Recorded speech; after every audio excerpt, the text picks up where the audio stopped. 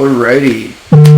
We're here with Noah, my boy. How's it going, everybody? Welcome to the Pilate Podcast, episode 4. First one in human. I'm not inebriated, but pretty hungover. We can thank all my friends for that. Oh, we can thank the Wuzza, too. Wuzza, you want to come join the episode? It's the first time you're in the episode. Come say hi to everybody, Wuzza. We got the cat coming into the podcast. The Wuzza's coming in saying hi. Say hi, Wuzza. Nope, the Wuzza does not want to be part of the podcast. No, guess not.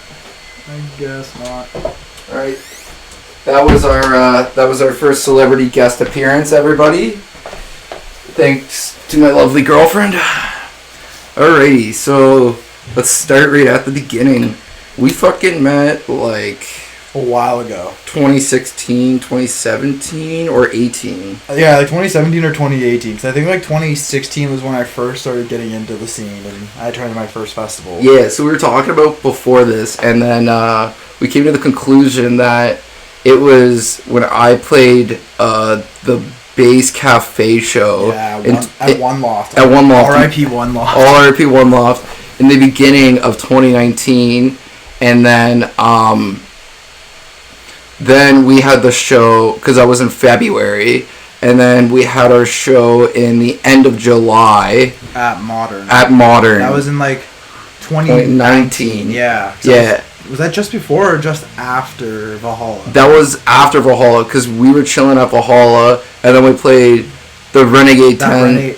That's still the biggest crowd I've ever played for in my life. That whole thing was so wild. It was sick! There and like, so basically, in the camp at Valhalla, there were these people from Quebec, and they set up this like massive like tent. It was basically made out of like tarps and different poles, and they had like a speaker system inside, and there's somebody DJing there. So like, I remember I walked in and like the tent was dead, and I was just trying to talk like, hey, like how can I get on? Like, can I play? So I was able to hop in, and then like I started playing and people started showing up, and then you showed up out of nowhere, and we ended up doing a back-to-back, and then we just packed out the damn tent. Yeah, and then the best thing about packing out the tent was it started to get really fucking hot, and a generator was by us, and this guy, it was like halfway through Valhalla, so a million people, like Ominous played on that laptop, like the most randomest people played, and then this thing was not working at all. So we were DJing while the screen was not interacting. I don't know if you remember that. I think so. I think it was also on was it on like Tractor? It was on Tractor, and I don't know how to use Tractor. And then there's 5 phasers,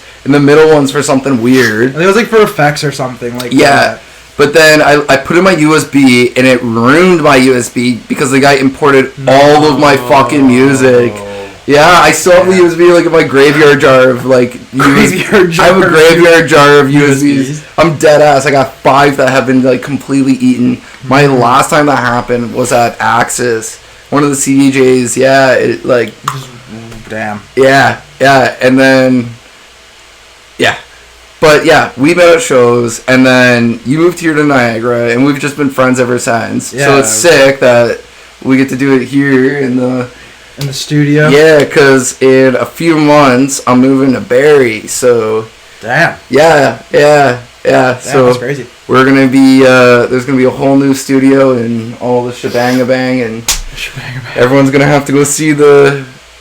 Yeah, I don't even know what it's gonna look like. So I'm excited to do it through there. It's a lot more space. It's gonna be open concept too. That's gonna have you up. Hell yeah. Yeah, but yeah, dude, that was sick going to the studio. Like when we went to go see Chris at like Crossfire. Yeah. Crossfire, yeah, that was dope. Yeah, so it's so sick. Like we have something like that to do here. Hopefully I get to have something like that one day and just have like a kind of open door policy kind of thing with people and whatnot. But definitely. All right, let's get constructive. Let's start from. I know.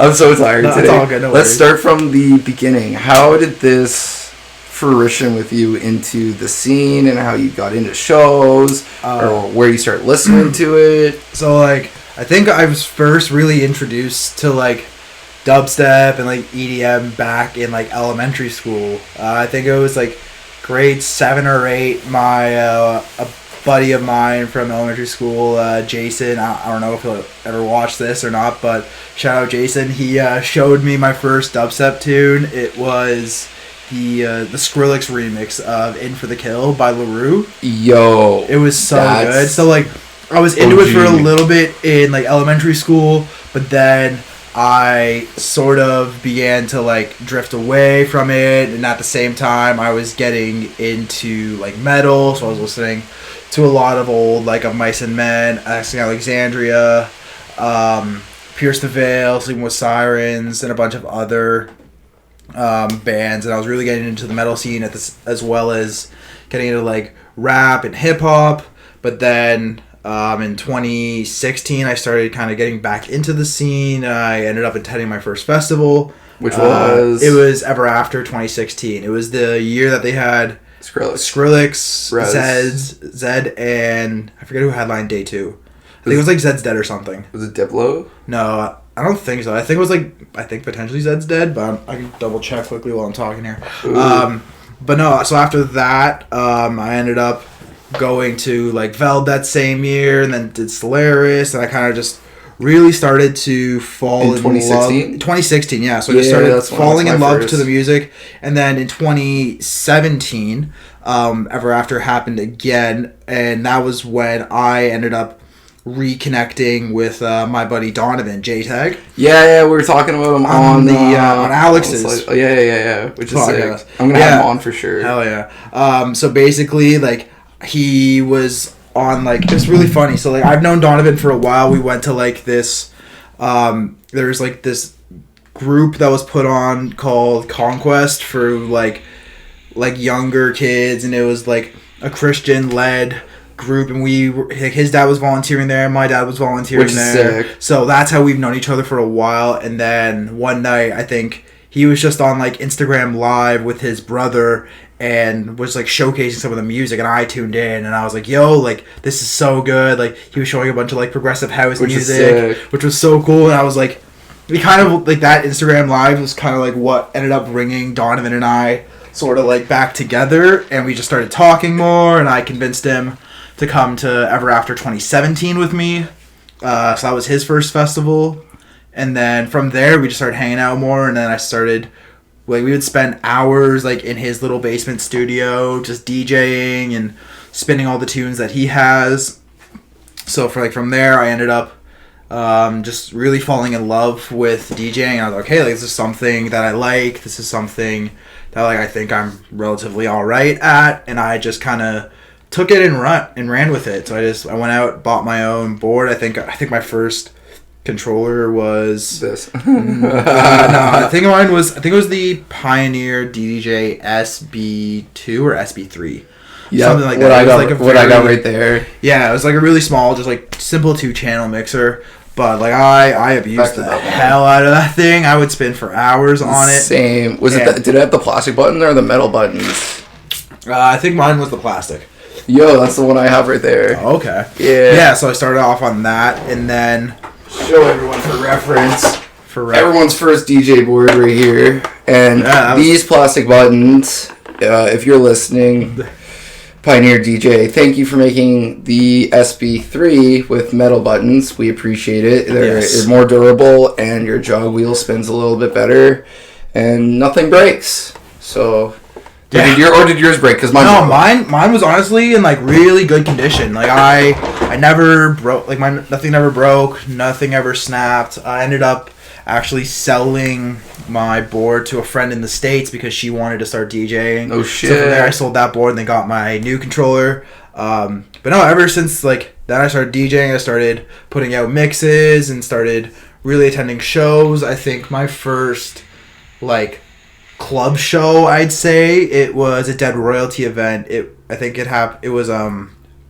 was Company, Hydraulics, and Shivers. Yeah, I was there at that one. That's the one where Shivers was smoking the joint. Yeah, and they were like hiding it underneath the table. Yeah, and like he did like this weird thing where like he put it like, if everyone could see it, like sideways like this, so like the burner, like the heater basically of it was not burning the CDJ, and when it started to get closer to burning the CDJ, he would pick it up and smoke it and then put it like over farther. It was like hilarious. Yeah, it was a wild night. So then from there, I just started loving going to like Dead Royalty shows. Yeah. I was attending every single one of them. It's crazy you're at that show. Yeah, that was my first. first. That was my first smaller one. So yeah, I think I love from there, that, yeah. From there, I think I started to try and take music a little more seriously, and I was getting involved with Bass Army and playing the like Bass Cafe shows. And yeah, from there, like Bass Army like really kind of helped me like bolster my career a lot. Me too. Like I don't think I give them enough credit ever. So like shout out Bass Army, shout out Trey, shout out Alex. Because like from there, like through them, I ended up playing like the Riverside pre-party, which I closed for. I think it was like Matt Doe headlining, and then out of nowhere, like Murda was there. Yeah. So we ended up going back to back for like 20 minutes at that show. You want to tell everyone your best DJ lesson you ever got? Who it's from? My best DJ lesson. This man was taught how to DJ backwards by Papa Ross over here. You don't remember at like our Airbnb? In 2019 at EA? Yeah. I'll get to that. You'll get to that? Okay, cool. Yeah. So like, so then from there, I ended up opening for Code P, like Code Pandora, which is now Inhuman. Which is 10 sick. Graphs, which is now Aliter or something. He started a new alias or something. Which is dope because his music's still sick. Yeah, and then it was like Quiet, Sawdu. Oh, it's Quiet. Yeah. Quiet, Sawdu, and Evil Wave. And I think myself and was that the Crow? That was a Crow's Nest show. Crow's Nest show. That show was mad. That show was mad because those guys. Okay, I'm gonna say this. They all play Magic the Gathering, which is sick, and they only play Black, which is fucking intense because like they're only playing against the same like colors, and like that's all that they were like doing in the green room, which was so cool. Like there's a translation kind of difference between some of them because they could speak the same language, but when they were speaking English, I realized that they were talking about actual Magic cards, and then I was like, okay, I know like what I'm listening to and whatnot now, and then I like peek over the shoulders and see what everyone's hunched around. I'm thinking it's a laptop about songs and stuff. No, there's a Magic game going on in the green room, and they're like discussing how like the play they're in right now when I thought they were in a fight, and dude, it was like that green room at One Loft was so small. Like the little sliding door as you walk. That was the only time I knew that existed because there was always a couch behind it. Same. That was the only time I ever knew that was there. So then, that show was wild. Like I think we sold it out. Yeah, it was. I think when Code P came on, like at the same time, the city of Toronto just put in like a new like noise bylaw, so like the noise bylaw police showed up, and like the power kept going out. Evil Wave surprisingly showed up. No, he was there. It was Sawdu because he was like really sick going into that show. There was Droid something showed up, some other guy. Oh, okay. Yeah, because he's part of Crow's Nest too. There was a surprise guy there. Oh, okay. And he was sick. No, that entire show was so good. Oh, I think it was Jawa or something like that. Okay. Yeah, he had like these Jawa like from Star Wars kind of look up. It was fucking incredible. Yeah, it was such a good show. And then like from there, ended up like Dead Royalty ended up contacting me and ended up opening for Murata at Velvet, which was one of like my favorite shows. You went back to back with Yusei? Yeah, no, I ended up going back to back with my buddy Riley Shadleski. Yeah, he DJ like he has like DJs under Slimmy for when he's doing dubstep, and then Shadleski is his house alias. Right. So we ended up playing that show. It was really good, and then COVID hit. So that was right at the beginning of 2020. Yeah, so this is like 2019 because December 2019. December of 2019. Yeah, and then COVID hit. And it was all online live streams. I ended up, we got lucky, and Electronic Current, big ups Maddie. He ended up, and like knowing all of them, he ended up reaching out to me about playing for Terra, which was really cool. Ended up closing out day 2 with UCB Flow, which was a very fun back-to-back. I love playing with Daniel. Like him and I feel like we carry the same energy when we're on stage. Yeah, so I agree.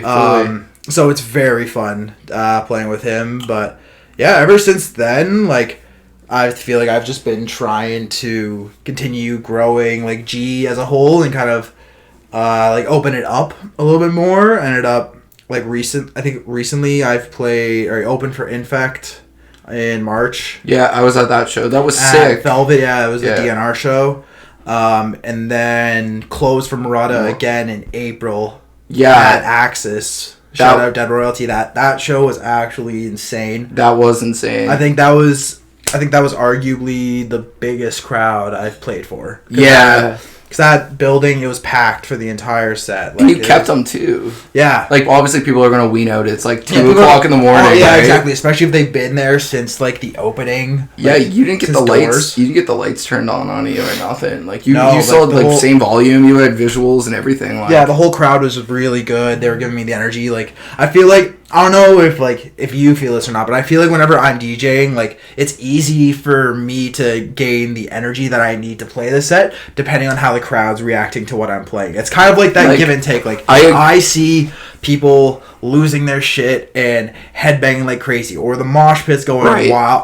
I'm getting more hyped because I'm like, all right, I'm doing my job well as a DJ, and I'm able to keep getting more energy in, and it just makes it so much more enjoyable. With like so you're saying like feedback reaction from a crowd that's like it's virtually like speechless in a way, because they're not like communicating with you, but they are like physically.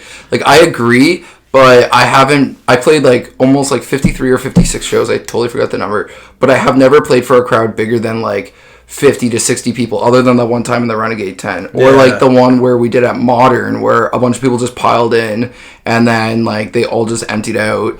But like, I've never got to play like a very like that's why I'm excited for Field to Field, because there's like there's gonna be a few hundred people there, which is like, congrats on that booking, by the way. That thank you. Like, Night Fields is sick. I'm totally bringing you out to like the Waterloo Kitchener scene. Like, I believe that they're like kind of doing like a second Toronto thing, and like the last 2 shows like we've thrown, they've all been sold out, like, even before. I know, which is sick, because like there's crazy reach. But going back on that, I totally agree on what you're saying. Like, I feel like at an international DJ point where you're playing like major festivals, you could ride like that energy if you're like a main headlining act, say at like Lost Nights, because everyone's there to like listen to bass music and they're all reacting, they all know your music. But if you play like something like an international festival where it's like you got the smorgasbord, like your charcuterie board of artists, basically, right? Charcuterie board of artists, yeah. You got the cheese from here, and the meat. You got from the there. house artists, and you got the hardstyle people. You might have someone like not knowing where you are, and they're discovering you, and then they're enjoying it, but they're like a basic rate, like just like someone like enjoys it, so they might not know, or they might know, so it might just like contradict your energy too, right? Yeah, it definitely is, but I think like it all depends on like the research and like what you like, kind of like what you know going into the booking. Like, if you know you're going, like if you're at that point where you're playing a bigger festival, let's use like Veld as an example, where you got a very wide variety of a crowd. You're able to know, okay, like maybe not everyone here is gonna like dubstep, and I'm gonna need to tailor my set in a way that I can keep people engaged. Whether that's doing edits of like hip hop songs, or playing more so like bigger like I'd say mainstream dubstep, kind of like the stuff that you're seeing off of like Disciple, and kind of the stuff that's being pushed in the mainstream. Or you get like a Rampage booking where you're half drum and bass, half dubstep, and then you're going to the dubstep stage and hearing drum and bass, or you're going to the drum and bass stage and hearing dubstep. It's just all about like catering your set to who you're playing and knowing the demographic and knowing how you're going to be able to still do your set and play the style of set that you want to, while also keeping everybody engaged. That's very key. I feel, especially like when you're DJing. Like I think the most important portion of a set is your first 10 to 15 minutes. Like, that is, I think, make or break for a set, because that's what's going to keep people engaged, especially if you're in like a festival setting where like, oh, there's other sets going on, and like, oh, I could go off and see this other person, but now I kind of want to stay here. Or even in like a local setting, when like, let's say the Murata show, like I think the first 10 to 15 minutes are interesting because everyone's going to be tired and everybody's going to want to go home after they just saw the opener or the headliner. So now I have to try and keep that energy still going that they just displayed. So I think it's very important to have a good first 10 to 15 minutes of your set.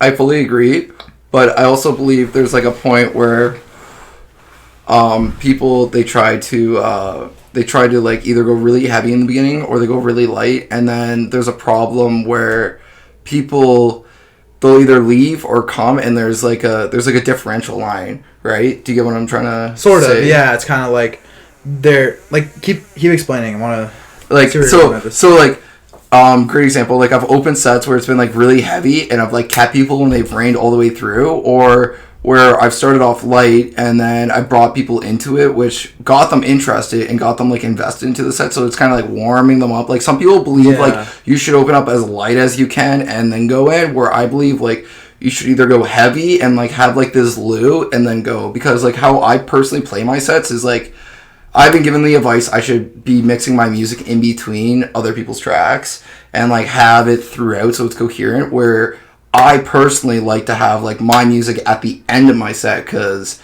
it's like I don't know how much time I have to get guaranteed that 1 hour. How often does the average local DJ play that 1 hour, unless it's a mix, right? Like unless it's controlled under your, or there's like someone bigger and they want to play more, or if the show starts late. So I rather not play some of my songs and then miss out on the core of the set, which like I try to play like 20, like I've been getting better at doing like 50-50, or like playing out my own tracks and like giving it time.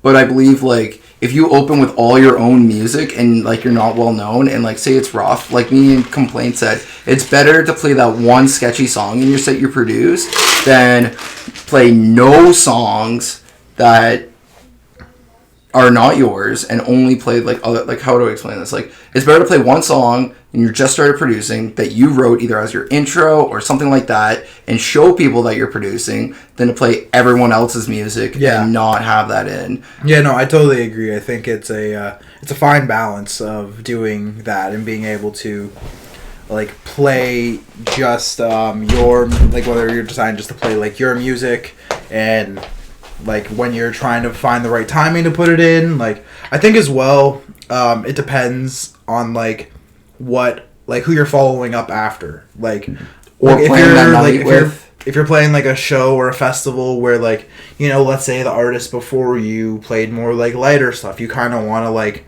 slowly build that vibe up, or if it was someone who's like heavier, then you want to just kind of keep the consistent pace of what the other person like a good example is I saw this booking. I'm not gonna mention shit, or talk shit, but I saw this booking. Guy opened up and made everyone shuffle for like 2.5 hours, and then it instantly went to a 4-channeled like quad like double chop, and the diversity of how it went, and people, it was like people literally were sitting around for 3 hours waiting for that to happen, but the opener is the opener and always gets to open these local shows. Oh, I feel like I know which one you're talking about. Yeah, so it happens often. It's not bad. It's a good thing. Is it like a local like night? Like, does it happen in this region, like Hamilton, or? It happens around. You know, it can happen at different venues and whatnot. But it's all depending on like the array of like different shows or bookings. Like everyone can get booked for anything. If you're good, and you do your thing. Mm-hmm. But where I come into like that is like if you got people ready to fucking go for this show, and it's, you know, it's like someone like Sudden Death or Marauder or whatnot, and then you give them like a AC Slater kind of to open. It's not like a bad thing, but it's kind of I feel like it conflicts the night because you're parted off in two places. You're gonna dance, and then you're like, it's good if you like, okay, I'm gonna warm up, I'm gonna wait for all my friends, I'm not too worried about the music right now or the DJ. I gotta like wait for everyone, and then like I'm ready to headbang like later on, right? Yeah. Yeah, I feel like it's it's good to kind of have that like difference in time. Or you have a listing where it's like, okay, I'm ready to hear to bang, bang, bang from like 9 to like 3 a.m. From open to close. From open to close, right? But then you can have like a lot of conflicting tracks and stuff like that, which I really want to kind of see like a cool smorgasbord night and see how it goes, where like everyone's an individual. Like, cool thing about Bass Cafe was like, everyone was different, right? Like the first night you saw me, I'm like opening with like mid tempo. You played mid tempo. And like all over the whole board, like where I'd start at 150, go down to 75, and work myself up, make people dance, and then go back and end with dubstep. Mm-hmm. And then like other people were just chopping doubles and like dubstep the whole night. But it's cool to see how like different. You can do like a setup of a night in shows and stuff, and how I feel how it should work is just tailored towards either venue, event being thrown, or headliner, kind of in a way. You know what I mean? I think any local lineup is truly dependent on the headliner and the vibe that the event company's going for. Like, I feel like if you're going for a set like where, let's say, COD Dubs or like Shivers is coming to town, right. Obviously you're gonna get like Daniel to play the show, or you're gonna get other artists who are more so like rhythm-y and do the chopping compared to like the heavier stuff. That's where you're gonna find artists who are playing more heavier shit, and I think that's where kind of like I end up falling in, even though it's kind of like now after like I feel like now like I feel like I've kind of cornered myself in with my where I'm at with my like do you want career. Do you want to like explain like like cornered in a good way or cornered like limited wise? A little bit of both. I feel like, so at the start, I feel like I was really heavy into like the heavy shit, and like I still am. Like I love the tear out. I love like the borderline like Minotaur-y stuff that just kind of sounds like straight white noise. Like it's really good. But I've also recently been getting into other genres, like whether it's like drum and bass, or whether it's like 140 like dubstep, or like even some like kind of like deep dub, deep dub, like stuff like that. So like I've been wanting to try and navigate my brand into a way where I can still play all of this and still kind of be true to myself. But I feel like with G, since I started so heavy and so focusing on the heavy stuff, I feel like I've put myself into a corner where people kind of expect that out of me, but I want to be able to change that, and I want to be able to still play the heavy stuff and not get rid of it. Like have like instead of like let's say like I'm playing a show, like I don't want to have to just play 100% heavy stuff at the time. Like maybe I want to throw in like a 140 song, like a deep dubstep, or halfway through the set I'm going to switch over and play drum and bass, which is like what I've been doing recently with my sets. I'm doing like half an hour dubstep, half an hour drum and bass, and like it's been going good so far. Like I haven't had really any issues except for like one that I can think of, but that's for another day in a different conversation. But like, what's it called? I feel like it's nice to be able to have that. What is it? Like that option to like be able the versatility, the versatility to be able to play what I want and to be able to curate a set. That I feel is more so like true to myself and true to what I want this project to be. Right. Let's go into producing talk, if that's cool, for a little bit. Yeah. I do believe you use FL, correct? I do use FL Studio. How long have you been mixing around in the producing? I've been like DJing now for probably closer to 6-ish years, 5 to 6 years. I've lost count at this point. And I've been producing for about 3 to 4. Like, at the start of, like, before COVID happened, like, I was in my DAW a lot, and I was making music. I really have, like, a couple remixes released on, like, SoundCloud and stuff, and they were going good, but, like, just honestly recently, like, I have been, like, as far away from my DAW as possible. Like, I don't know whether it's just, like... It happens, bro. Yeah, it's just, like, during COVID, I went through, like, a really, like, dark time of like depression, and it kind of like that kind of like took away my drive for producing, and I've just been kind of slowly trying to rebuild that drive and wanting to make music, and I feel like I've been wanting to do so, especially with now that I'm so into drum and bass, and I'm starting to play a little more like drum and bass shows, and I want to start making more, expanding myself in that way.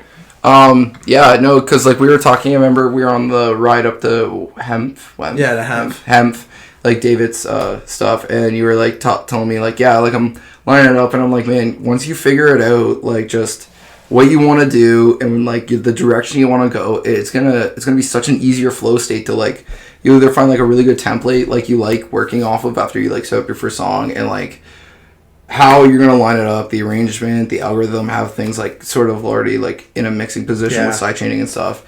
But like, I find like I have like these two separate like brains where it's like I'm 80% producer, 95% producer, and like 5% DJ. But like when I'm DJ, it's like DJ. Like it's like it's like all my hard work. You're like hyper focused on DJing when you're like going for it. Like I know I have a show coming up or I have something. I'm like, okay, I like separate that because I know how to DJ, like to a certain extent. Like you know what I mean. Mm-hmm. But there's like a part where like I'm just, how do I explain this? Like I don't have to DJ every single day. Like I don't have to. You'd rather be focused on like writing music for sure because I feel like that outweighs so much more than the DJing factor. I completely agree. Like yes, DJing is cool and like sadly now it's become an essential part of being a producer because that's really the only way you're gonna be able to come and play shows is by through DJing and doing live shit through like Ableton. But, like, the music is what's going to grow you, and the music is what's going to create a fan base for you. For like, sure. Some people get super lucky, and, like, their career gets bolstered from DJing. Like, there's, like, Graham Greene, who's, like, who's, like, a phenomenal DJ, but hasn't produced, at least I don't know of. He has some fire edits, though. So, like, you got to start from there. So, there's that, and then there's, like, Daniel, who got his start off of DJing with the quad drops over COVID, which I think, like, I don't give Daniel enough praise. Like, he definitely, like, he's found what his niche. And he has, grown it so far. He's the only guy I feel like in, let's say, our local scene, ranging from, like, I haven't touched Ottawa yet. I'm just making this a fact first. I'm touching people I know for touching. I'm like, I'm reaching out and working with, like, friends first because it's the easiest way to have a long format conversation, like meeting someone. Like, I'll even call or talk to people what we're going to talk about and whatnot and like highlight points and then reach out from there. And I feel like he, like, let's say Ontario based kind of wise, he's like the first guy that, like, out of like our group of kind of like our like this era, like it like Rez was like ahead of us, like just by like 5 years or so, like that range of like ravers and people growing up and like going to the scene and stuff. And I feel like he's the one in our group that took the niche of the internet and the way the algorithm works, the way like social media platforms work, and found this niche of the green screen DJing, quad drop, like, and his whole thing with the banana, which was so branding. Smart. Like, people love it. The way he went and made a format for like the videos, like when you see it, you know it's him. You know it's like this is his style. He got even someone to like animate some crazy stuff where he's like floating around and shit. Had the vote, had and like then his visuals in the background. It got to the point where he was getting music the day, or I don't know how he filmed it, but like the week before, like Subsidia did a drop, or like Subtronics would do like a drop of music, or like some other bigger compilations, or like Disciples and reach out to him probably, right? Like, and like using that as promo, which is like a double hand, where like it's a great crossover. It works for both people. Yeah, no, he's definitely like taken the ball and ran with it, and like the dude's like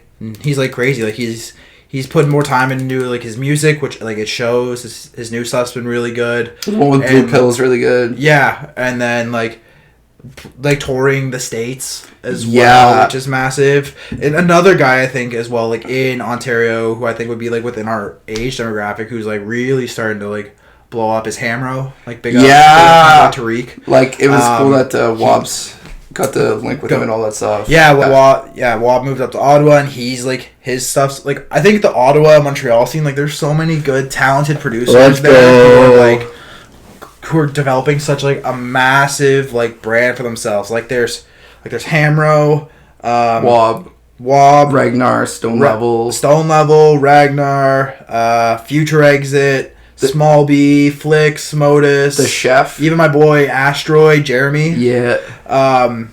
Like they're all just like even Dashy, like I can't remember Dashy's the homie. But no, like there's like the Ottawa scene's growing. Like I think bass music is alive and well within Ontario and Quebec. For sure. And like this is one thing I want to like preserve it, and I want to have like these long format conversations and talk to people and record it, because like when I grew up, like I mentioned this in the one video, I was watching like Much Music and stuff, and like they would sit down with artists and they would be going to venues and stuff, and I like always like my mom was the one that kind of gave me the idea for like interviewing people and like sitting down and talking about it, because I love to talk. Everyone knows that. Like, but it's like the things you can pull out of people that you don't get to meet your local DJ. You know what I mean? Like you don't get to sit down and know about like all their stuff, and like I just feel like I said to someone before, I just feel like I could be like that guy, and like I don't mind doing it. Like, you know what I mean? Like, I want to originally do this at shows and stuff, but like, there's gonna be loud music and there's gonna be all that stuff. A lot to try and like maneuver to try and do it at a live show. Exactly, but the other thing is, there's like shit going on and stuff. But with this, you're like, you know, relaxed. It's like during the day. Neither of us worked all day. Like, it's chill. We're like hanging out and stuff, and like I really feel like you can approach and like take the inner perspective of a person, and other people get to hear it. Because for me, when I first up and came, I really wanted to find out the history of the person I'm listening to, because my mom taught me it's more important to know the history of the music and how it was made and invented and the history and all that, and like how did this guy that loves blues and jazz and stuff invent heavy metal. Right? Like, most of these guys did, right? Mm-hmm. So, and kind of, like, learning the origins of where, like, our music came from. And, like, I think a lot of times people, like, really... They don't take the time and, like, learn that stuff. Like, they don't know that, like... You know, like, all of this music really came out of the techno movement in, like, the 70s or 80s in Chicago. Like, the reason Warehouse is called Warehouse is because it was thrown in a warehouse, and the records that were used and the records that were worn down were called warehouse records because they weared on them, right? So they would sell them for a cheaper price at the nearest vinyl store. Mm-hmm. Interesting. Right? Yeah! Cool fact, everyone. Fun fact. Fun fact. And the other thing was, it was either this or I was going to start making discography videos of people, and I really didn't feel like being that much of a, like... Going through, like, Wikipedia pages and finding... Yeah. So, like, my idea is, like, if I ever get to meet someone, I get to, like, kind of... I've always wanted to kind of, like, Nardwar them in a way and, like, pull out some cool shit they don't know. I know! So cool facts, but, like, it's mainly going for, like, this, like, intellectual kind of, like, way of talking. Like, I have, like, head points and conversation points and stuff, but I just feel like no one's doing this. No one's recording the history of our bass scene, and like if it comes or goes in waves and whatnot, at least we have this, and you can be like, oh, look at the video my grandkid found from 70 years ago. Literally. Right? Be like, Dad was a DJ. Right? So exactly, yeah, it's good. It's a good, like, memorabilia piece to be able to look back on and be like, oh, this is what, like, it's kind of cool to be that you can, like, look back on it and be like, oh, this is where the scene was this time, and you're like maybe 20 years down the line, you're like, holy, you can kind of like or 5 compare and contrast, 5 years, 10 years, even like, or even like a year. Like, I think a year is gonna be cool, like, to see. Even like COVID, like, for me, I think COVID has put in, like, a big perspective in regards to, like, time, in regards to how fragile it is and how things can change on an instant. Yeah. And I think that really showed even in our bass scene, from like one moment we went from having live shows and everybody being together to then moving to live streams or driving up to the middle of nowhere and doing them in someone's basement, Markham fairgrounds, and doing, like, the drive-in events.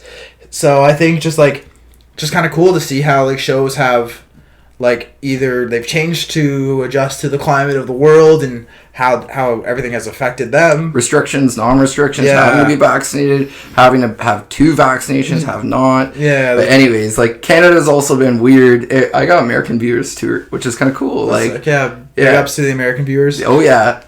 That's my thing is, like, I'm gonna start reaching out and having, like, just all the DJs on, like, after kind of like a year and stuff. But my plan is to, like, almost do this every weekend and whatnot, and just record her out and see how she goes. Exactly. Gonna have promoters, have event throwers, have DJs, have, like, everybody on here. Just because I feel like it's gonna get the full scope, so you'll be able to hear different things from different people and get different perspectives. And I think that's really, really awesome. That's, like, kind of growing. I wouldn't, like, growing the scene in a sense of letting everyone gain a better understanding of what actually happens behind the scenes, and letting people have, like, a long format conversation. Because, like, the other thing is, like, I'm just gonna clear the air on this one. If, like, someone on here says something, this is not my problem, or should backlash me, like I've almost faced, or someone messaged me about, because I've let you openly speak. This is most likely going to be non-edited other than a fade in, fade out.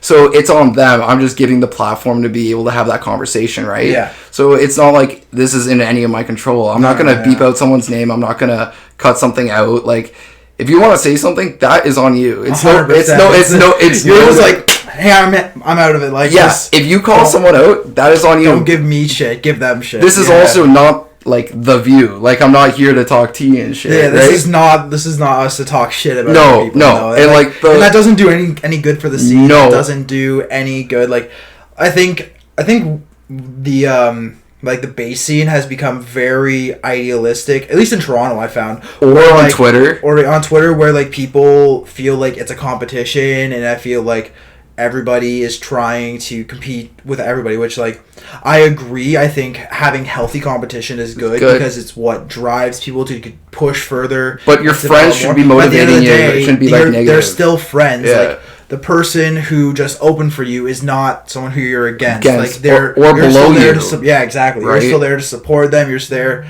to support, like, show them the love and support that they're going to show you. Right. Like, it's a give and take, and I think it gets very lost. I feel like this scene. There's like a group of, like, not saying us, but there's like a group, like we had a group of us, and then some moved back to England, some decided not to, but there was like a solid 20 of us, you know what I mean? And like now we're all kind of like, whew, like everyone's kind of off done their own thing, which kind of sucks, but like at the same time, like I feel like, I don't know if there's like any more pack rats, you know what I mean? Like we were like kind of pack rats, like it was kind of like we knew where we were going to be, we would message each other that we're going to stuff, and it's just community based, and like yeah, there's a community, but there's a whole new wave of people, because I think I've discussed this already, but statistically speaking, since the invention of TikTok, electronic music and EDM music has accelerated to a point which no other, or including hip hop and rap, has accelerated to the point where it's so influential that people are literally like changing like the music that they listen to in their lifestyle and coming to raves and stuff, or like, oh, I saw this video, this looks so much fun, and being like newbies and stuff, which is sick. So it's growing the scene, but like I don't feel like people are connecting and like having long format conversations, or like people are being really judgy and stuff. Like if you want to talk about the thing, we can talk about the thing, because it is, I do believe, the August 27th 2022. So when you call out someone, we can approach it from this. We're going right into the thick of it with the Excision Getter. Yeah. So or the slushy marshmallow thing. Oh right? Yeah. Like, so yesterday, Twitter was a shit show. It was a shit show, everybody. It was great. Basically, obviously, I'm assuming everybody is kind of up to date on the situation, but if not, like, Getter called out Excision saying that, like, well, let's start from the beginning. Excision posted out a recap video from Bass Canyon with two IDs in it. Yeah, it was a mix. So it started with a house tune, to like a cut in half. Someone said like a dubstep song. It's kind of like Dominate, where like the first drop is like bass house and the second drop is dubstep. Exactly, and then that got dropped. Getter quoted it underneath, and then the thread started. We'll call it the thread. The thread, yeah. And then everybody, just Getter calling out Excision about like not giving credit where credit is needed, and like we'll get to that part. Yeah. Okay. So then the hate started. We'll go there.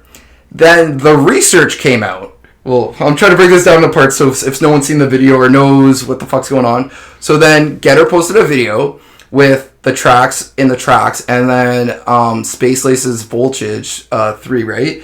Of the exact, like, reference track. Like, everyone uses a reference track. Basically what that means is so the algorithm of the music is exactly aligned to... People use it to reference their own tracks for sub, mix, everything, high ends, to the actual arrangement of the track, so you can double it, you can do... Yeah, I don't know. That basically is some of that. Yeah. And the similarities of the sound are very compared, but, like, what happened in advance, what we saw from Wooly to Getter, was Getter even admitting the track is completely different through a Discord call. After seeing like the updated version, right? It's like the whole thing, I think Twitter beef is kind of like so stupid, and like everybody's gonna have a different opinion, and I think if anything that this Twitter beef has shown, at least between Excision and Getter, is that like the local fan kind of doesn't give a rat's ass who made the music. Like, yes, because it's like all the Excision fans, like they, like the headbangers, they just immediately thought it was the biggest thing ever when Excision posted that video of him calling out Getter. Yes, and doing the voiceover. So the other thing to add to that is, we were talking before this. I'm gonna add my part because Noah doesn't know this to blow his mind. So. And the Nasty Step? Is it Nasty? Oh, Naughty Step? Naughty Step. He did a discography of Space Laces, and this is how I kind of figured it out, where I was like, Wizard of Balls is his AOA name, kind of like alias kind of thing. And he's been doing this longer than Excision has. He's been making the same sound longer. And he's been, like, it's crazy. So I'll explain it like this. So in 2017, Dead Royalty threw a show at One Loft, okay? Space Laces and Sudden Death opened for him, okay? Let's go to the future. We're in 2022 now, 5 years later. Sudden Death, I do believe at the beginning of this year, was like, why is Space Laces opening for me? And surprisingly, they swapped their slots. Wow. Yeah, right? To give him that bolster. That light. And was like, I don't understand why we're sleeping on literally every single year. That track that he fucking puts out is, okay, let's look. Overdrive, Bug Space, Dominate, Choppas, One-on-One, Rumble. That song, if you go to a festival, you're hearing it in like almost every set. Someone's gonna have it, whether they're actually gonna play the actual song or they're just gonna use it to try and build hype. And it was like, I think the dubstep scene severely discredits Space Laces, and even producers. Like, I saw a tweet saying like, Space Laces is your favorite producer. Yes. Like, and I agree. Like, he's arguably, I think, cleanest, one of the best producers ever, if not one of the greats. Like, yes. Besides, like, I would put him almost like in his own tier beside like kind of like a Skrillex in Noisia, like sound, like not just sound I'd say design, but like Noisia too. Yeah, I'd say like Skrillex, Noisia, and Space Laces are all up there in the top three. Order doesn't matter. I think they're all tied. Like, they're all as of equal, but like their own categories, right? In their own, own his ways. thing is how fucking clean it is. Like, dude is like absolute. It's so easy to make your shit distorted, but like how just like how clean and like this like like it sounds like Space Laces. Like, you know what I mean? You can tell, like, if you're at a festival or you're just hearing music, you can tell that when a Space Laces song is like, oh, that's Space Laces. So from what we understand, that Space Laces has helped Excision a lot, even in Destroyed, and has helped him with a lot of tracks, and like the sound design's there and all of it's there. But the thing is, where I sit on this is the person that's been working the hardest, and literally, like, when I met Chris, like, Rusco, he said the year I was born, 1997, is when, like, Midnight Train or, like, that Scream song came out, and, like, dubstep first kind of started, like, when we were born, like, in the end of the 90s. This guy's been doing it, not just, like, in that UK dark, chill, like, era wave where it was, like, wonky, like, weird, like, it was actually like reggaeton, like, sped up and drum and bass slow down kind of thing. And this guy's been doing it since like 5, maybe 8 years before the fruition of that. Like Rusco? No, Space Laces. Like, has been like right behind the OGs, right? Like, after the invention of dubstep, and still is put as like an opener or like a smaller name, right? Mm-hmm. So where I sit is like, if you're working, like, my opinion is like, I don't know how long you have to beat this dead horse to kind of get good, because you can see people now fly like in like 6 months. Like, seeing Emorphic, how fast that just like, you're even seeing people like Lays, Level Up, Stone Level for sure, Versa for sure, bunch of people getting like, just I think it just comes down to like your business plan, because at the end of the day, like, you're focused on the music, but if you're trying to make it big, like, you have to have a good business plan, you have to have good marketing, and you have to know what you're doing. Right. So it's like, I don't know Space Laces' team. I don't know what their plan is. He's like, I feel like he has the potential if he wanted to push. I wouldn't not even say push himself, but like, if he wanted to go like the level like an Excision is, like, I feel throw like shows, play more events. I feel like he has definitely the capacity to do so. But like, I don't know. It's just gonna be interesting kind of to see what this whole beef is gonna come out of, and like what's gonna happen. I hope like I hope it doesn't affect any bookings. Same. It's definitely gonna screw bookings with Getter. Yeah, like Getter's. Definitely, you're probably not going to see Getter on a Lost. He was so cool when I met him, like 2019. Solid guy. Like, he was super chill. Like, he literally got off stage, said, hey, he looked at me, we have the exact same haircut, took a picture of me, and he's like, I'm sending it to my mom. And then, I said, I was with my buddy. This was at when Toy Box was Union. Oh, yeah. Oh yeah, I remember that show. Yeah. There was like that last strand of shows that they were doing in like December before they closed. And or it was like January or December, and then he took a picture with me, and then he was like, he was happy, he was supportive, he was like playing Flume and like the weird shit that was coming out that was kind of like cool, like feelsy at that end, and then he just like dipped us into the dark, which was kind of sick. But wasn't it around that same time that he released Visceral? Yeah, that's what it was. That's where my. There was a lot of shit around Visceral, and people like, people were just like, there were so many events with like that Visceral album where like people would be going to his shows and booing him off stage and shit. Like I feel like that was so like disrespectful. That weird. Like, that Visceral album is so good. It's the song with is it Pretty Nails? I think so. It's like Solo. I heard, Solo, I heard at 2017 he plays an ID when I was at Veld, the second like electronic festival I ever went to, and I was like, bro, I gotta find this song. It was like one of the first IDs I like ripped and shit, and I love listening to it.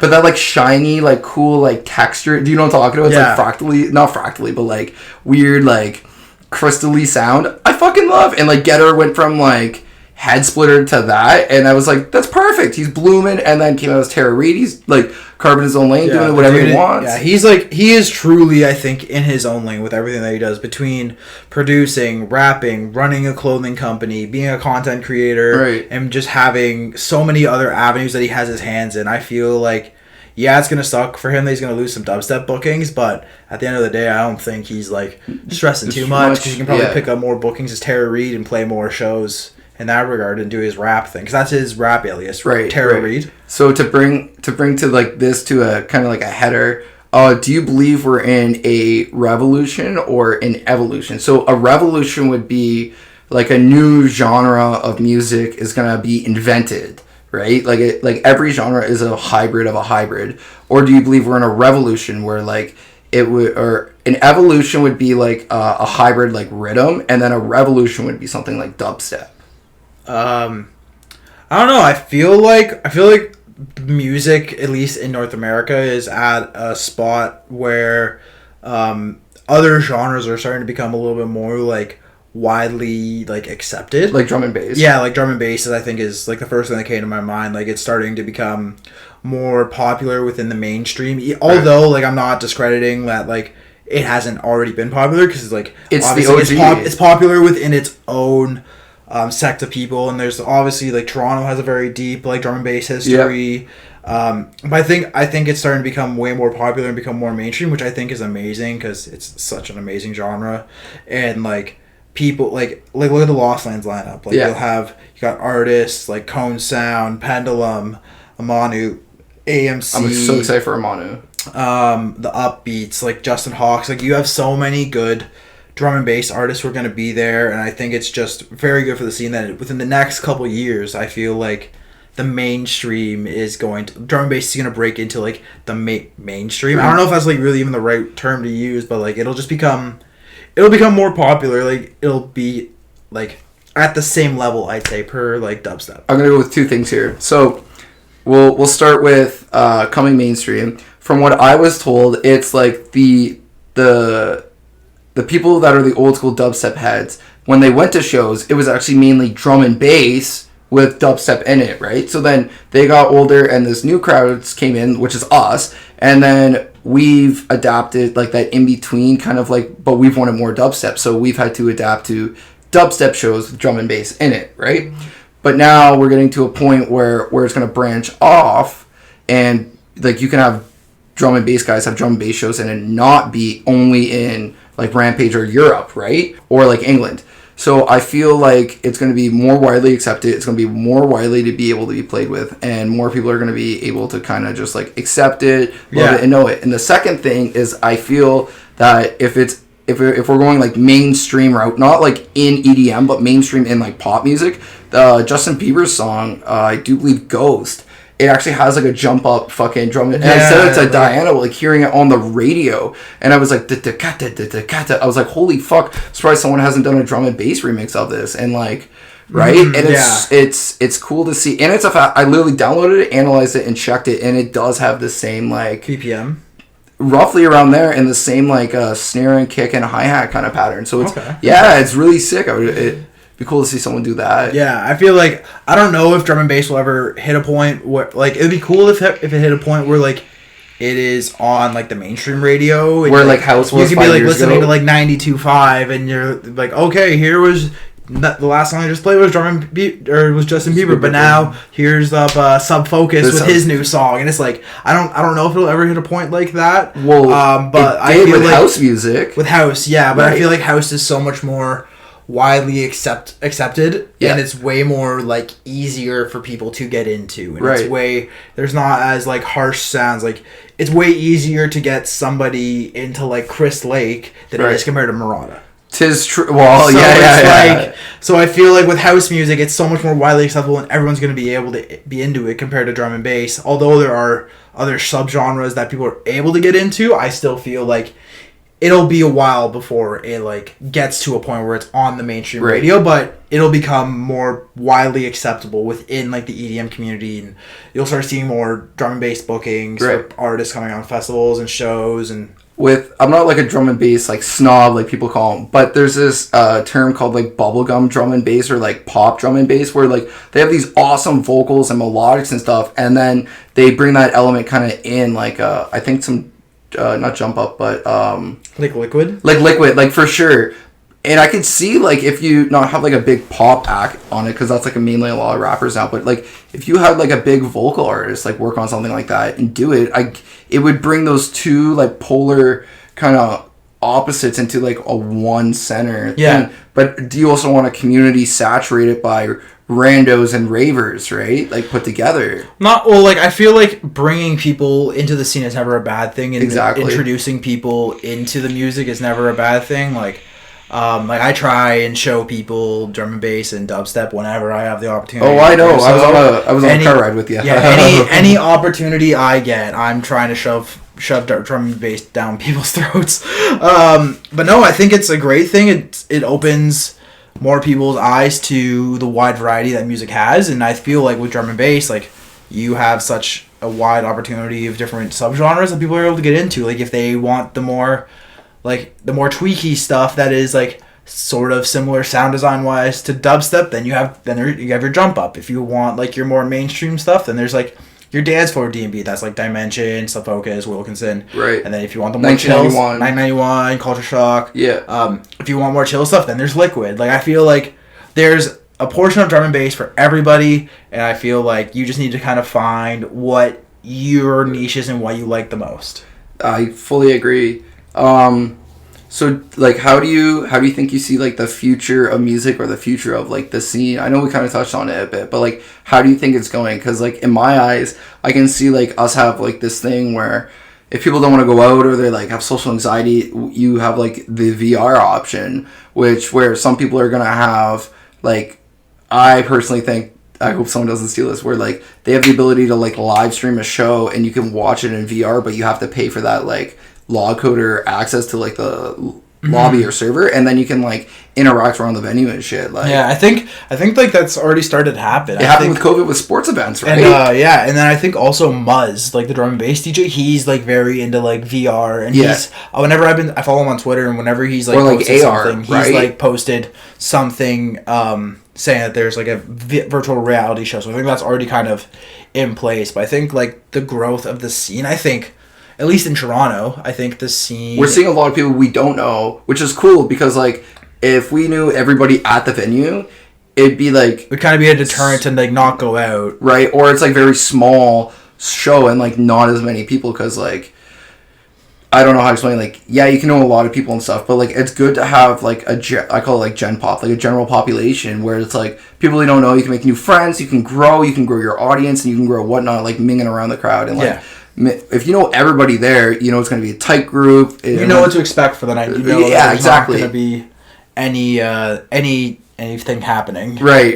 Or like if you see the same local DJs all the time and stuff, like that's why like I believe in a good variety of artists like coming up, and like I believe almost like with every like say like international show or like show in general, you should throw that one guy that's just kind of like knows his shit, it may be a little rough, but like you should throw that one guy in and give him that shot. You know, like I've never still played with an international artist yet. Like the closest thing I'll ever have is like Emorphic so far, and that's in November, right? But out of all the shows, and I've played like I said, like 50 something. But like yeah, like you have to give them that shot, because if someone else is from the outside looking, say like from like the States or like in Europe or something, and they're a great producer, but they've never played shows, right? Like it's crazy. Like one of Joe Beeb's first shows he ever played was here in Canada, and he came in Cambridge, not even Toronto, right? Yeah, and I think that was Gecko who booked. It was Gecko, and which was sick though, right? Yeah. Like he had a great crowd, and everyone pulled out and everything. And it was in a brewery too, which was sick. That's really cool. It was really sick, and like he had a crowd and everything too. But putting those people below and giving them that shot gives them that credit, because when you look back in history, it's like crazy, because like in 2018 we saw Subtronics playing on the side stage of Ever After, and then you saw him the next year doing this crazy back-to-back with like the back-to-back, right? So, and then the next year after that, he's headlining stages. The next year after that, he has his own festivals. And then the next year, so if you make a connection with that artist when they're small on like their first tour, and like you're just starting, in 5 years, if you guys run into each other again, could start a whole person's career, right? So if you don't make those connections in the beginning and like those foundations and like have that experience, and you're just stuck doing the small little things, you kind of don't have an option to grow, not a place to grow, but an option or that opportunity, right? Yeah, I agree. I agree. Yeah, and like I was saying with AR, like augmented reality, it'd be cool that if I had a pair of glasses on, and then I can kind of do like the thing you do with Snapchat, like how you can zoom in out group, and then it's kind of like the DJ's playing like right in front of my living room, right? Or you have the like 3D option, I was thinking, with like AR, where you have your glasses and then you can watch the TV and it kind of like be in front of you and give some depth. Or like the future wise, the coolest thing I've seen futuristic wise would most definitely have to be like Eric Peretz, but in our instance, like what Snails did with the Shell tour. Yeah, like great example there. Someone coming up, fucking sudden death opening for the Snails tour, and now look at him now. I know it's getting a little musty in here. Yeah. It's that sun beating in on us. Fuck. Honestly. You should feel the glass on the windows, man. It literally cooks. Ugh. I know, and there's no airflow. There's no air vents. That's a heater, and that shit's off. Like, yeah, that's why I'm excited to like go get a new place and not have to run AC through the whole place in one tiny spot. So, I don't blame it. It's all good, no worries. We can keep talking if you want to. It's up to you. Down for whatever. I got some stuff I gotta do soon. So it's almost all right. So then I'll give you we'll finish off on one question. So instead of kill, marry, fuck, if you could steal a song from someone, we'll do it this order. If you could write a collab with someone, write a song with someone, 50-50. 50-50, okay. Back to back with someone, and then steal a song from someone, who would those people be? Ooh, okay.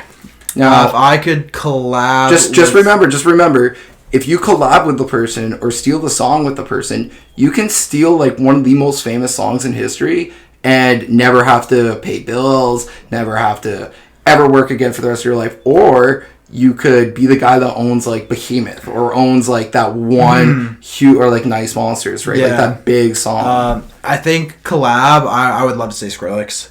Like either Skrillex or like Noisia or even... like Virtual Riot, I think that would be really cool. Barada as well, I think that'd be sick. So that's collab. Back to back. First song who had back to back. Yes, this is your avenue, the DJ avenue. Who you want to play a set with, boy? I would love to throw a set with Subtronics. I think that would be a lot of cool. I think that'd be really fun because like he did the Dawn Summit thing, which was sick. I think it would be cool to like do like we could go from like dubstep and throwing like doubles and chopping like plates compared, then switch it right into like drum and bass or do like weird stuff. So I think that'd be really fun to go back to back with him. Sorry to cut you off, but I personally feel like if you got the opportunity in 110% of his attention to like, and you guys talked and video chat and everything before, I feel like you guys would almost do a drum and bass, like a selective drum and bass set, because he would like listen to you and be like, yo, let's just do D&B. Let's just do D&B and like that'd be go fun. Like that, right? Yeah, that would be a blast. And then to steal a song. Yeah. Oof. And what song? Now, do you That's never a want to tough- have to pay bills for the rest of your life and live luxurious because you own like Animals by Martin Garrix, or do you want to be that OG that owns? I would probably steal Death Pit by Murata. You want street creds. You want street creds. I'm down with the street creds. You're the first person that wants street creds. That's sick. I'll take Death Pit by Murata. Like, I think that was such a like May help pay the massive bills. tune. It's a big tune. And like it definitely bolstered his career a lot. And like once Death Pit came out, like everybody was playing it. You were hearing it everybody. You were hearing it at every festival, every event. double. Yeah, every double. So I think I would choose Death Pit by Murata. Yeah. Alrighty. You want to plug? You want to tell people where it's at? You can follow me on like Instagram at its_G_music. That's the same with Twitter. I'm playing a show on September 10th at 129 Spadina. It's a drum and bass night. Let's go. So that's gonna be fun. It's my first ever full like drum and bass. Who's throwing it? It's being held by Toronto DMB. Let's go. So I think tickets are like $10-15 online, or you can buy them at the door as well. September 10th, I think doors open at 9. I believe. Okay. So come on and check out for that. Who you playing with? I think it's myself, Ace. There's Dungeon Crew is headlining. Oof. And then it's Alexa, Kelmo, and I don't know who. I think there's another person as well. I think it's like Nizek or something. Okay. But I'm not too entirely sure. But yeah, that's the next show I have coming up. And then other than that, yeah, just like follow me on socials. I'm hoping to like start releasing some music soon and start like writing some more stuff. He's got the mixes out. The mixes, yeah, you can check out any mixes on my SoundCloud. I think it's soundcloud.com/gmusic66. I'll send all the links to Owen and he can put them in like the description of this and stuff. But yeah, just like check everything out. Like, thank you, Owen, for having me here. Thanks like, for really cool fucking joining me. It's really cool that like you're doing this and you're starting like a podcast. Like, I know I was talking about doing something like this for a while with some buddies, and we've it was a cool concept for a little bit. So like, I'm kind of glad that like you've piloted this. No pun intended. No pun intended. But no, like, yeah, thanks for having me on. This was great. I'm honored. More than welcome to come back. I'm also planning on doing group things where like I get like us friends and it's a fucking mess. That'll be of just like mess. 8 of us, like, or 4 of us or whatever, just like in here just talking and shitting away and whatnot. Yeah, that'd be wild. Other than that, you got anything you want to preach or tell the people, or any advice for any up and comers? Any up and comers. I think if you're trying to start off in like building a career in like music, I'd say first understand why. Like, well, obviously understand like it's gonna be a long road. It's a long, strenuous process to try and do this stuff, but it's so worth it. And realize your intentions behind doing it. Like, you have to be like so focused and so driven by the music and not driven by clout, popularity, likes, and views. Trying to do this for money. Like, go into it with the right intentions and just give it your all. Like, show support to people who are gonna support you back, and just stick true to yourself. I think that's the most important. Like, sticking true to your identity and who you are and who you want your project to be about, and who, like, what image you want to display and what values you want to hold with your project. So yeah, I think that's the best advice I can give. So the moral of the story today is support your friends, support your local scene, support your homies, and you get this. Exactly. Yeah, support your homies, support the locals, support anybody who's giving you support. I think that's the best way to put it. Yeah, he's G. I'm Conscious Pilot. You listen to the Pilot Podcast. Give us like, follow, share, rip every tune you listen to, and have a good one, guys.